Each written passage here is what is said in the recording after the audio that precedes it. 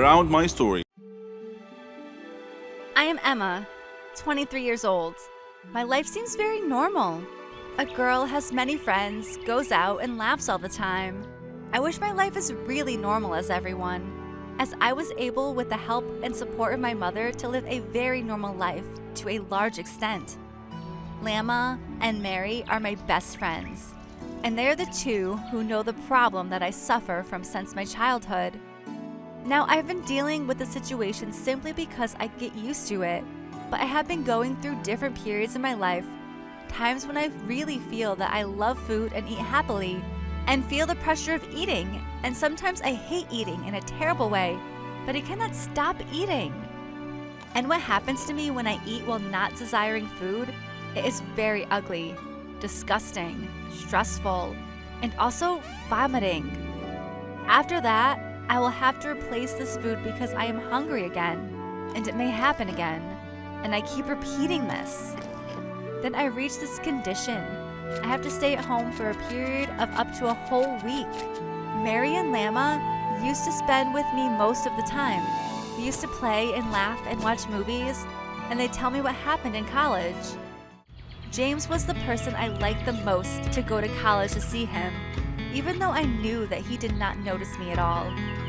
I kept watching him from afar and wanted to give him some of my food and share it together, but I never thought that I could take a step.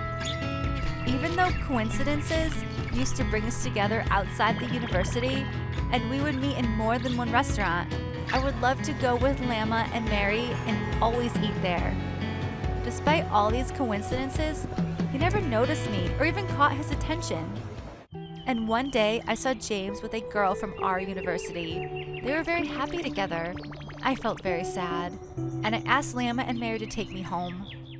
And I kept crying all day until I slept while crying and even forgot to eat. And this was the first time this happened to me, because this day, my mother was not at home. And when she came back, she came to check on me in my room, but she found me unconscious and called for an ambulance quickly. I woke up after 3 days in the hospital, and I could have died if my mother had been late for a while. I was very upset with myself that I wasted all her tiredness and effort with me over the past years because of my anger at a person who does not know that I exist in life at all. I forgot that I have a rare disease and that I can't stop eating. Otherwise, I might get a big problem that could lead to death. My mother was the only one who got my back since I was a child and kept trying to find a cure for my illness. She was helpless and very sad the moment when I woke up.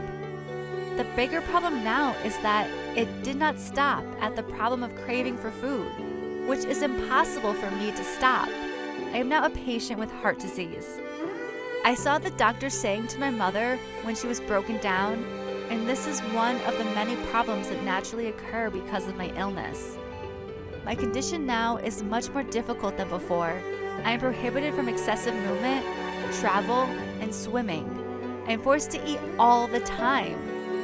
Although food has never caused me a problem with weight, my life has become more difficult, and my mother has to take extra care of me. I feel that I've become a very big burden, and that if I died, the lives of all people around me would be easier, so I decided to take an extra dose of heart medication. My plan would have worked if my mother didn't notice that and forgotten about me, even if it was half an hour. Unfortunately, she noticed that my condition was getting worse and took me to the hospital, and they rescued me at the last moment, and I had a new life. Do you think my decision to commit suicide was wrong? Or what is wrong that I continue to live and many people suffer because of me?